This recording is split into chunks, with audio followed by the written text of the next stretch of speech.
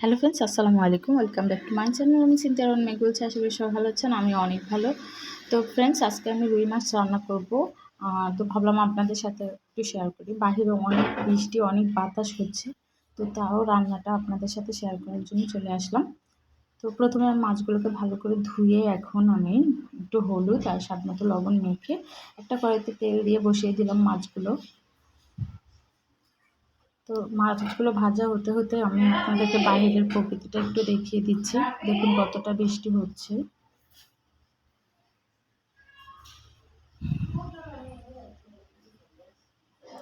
তো একটা কড়াইতে আমি দিয়ে দিলাম পেঁয়াজগুলো ভালো করে তেলের সাথে মিশিয়ে ভেজে নিচ্ছি। এখানে আমার মাছ ভাজাগুলো কমপ্লিট হয়ে যাচ্ছে। আমি ওগুলো নামিয়ে আরও মাছ দিয়ে দিলাম। তো মাছগুলো তেলগুলো এখন ভাজা হয়ে গেলে পেঁয়াজগুলো এখন দিয়ে দিলাম আদা বাটা, রসুন বাটা, সামান্য পরিমাণ পানি দিয়ে ভালো করে নেড়ে দিলাম। এখন দিয়ে দেবো হলুদ, মরিচ, জিরা, স্বাদ মতো লবণ দিয়ে ভালো করে নেড়ে দিয়ে কিছুক্ষণ কষিয়ে নেব।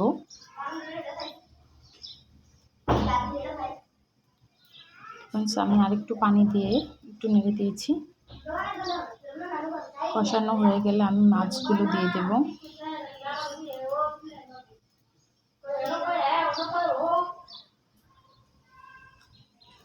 লবণটা একটু কম হওয়ার কারণে আমি আরেকটু লবণ দিয়ে দিয়েছি।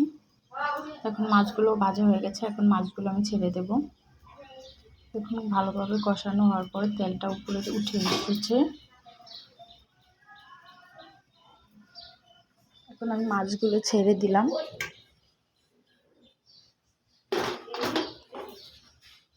মাছগুলো দেওয়ার পর এখন আমি সামান্য পরিমাণ ঝোল দিয়ে এখন ভালো করে নেড়ে দিয়ে ঢেকে রাখবো কিছুক্ষণের জন্য।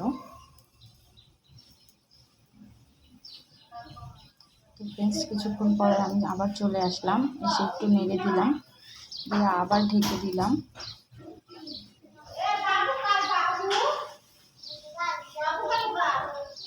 আর একটু লবণ দিয়ে দিয়েছি, লবণটা আমার কাছে একটু কম লাগতেছে। লবণটা আমি অল্প অল্প দিই, কেন অনেকে বেশি দিয়ে একদম লবণ কাটা করে ফেলে, তাই। তো ঝোলটা অলরেডি কমে গেছে। বাইরের ওয়েদারটা আবার আমি আপনাদেরকে দেখিয়ে দিচ্ছি। এখন আরও বাতাসটা বেড়ে গেছে।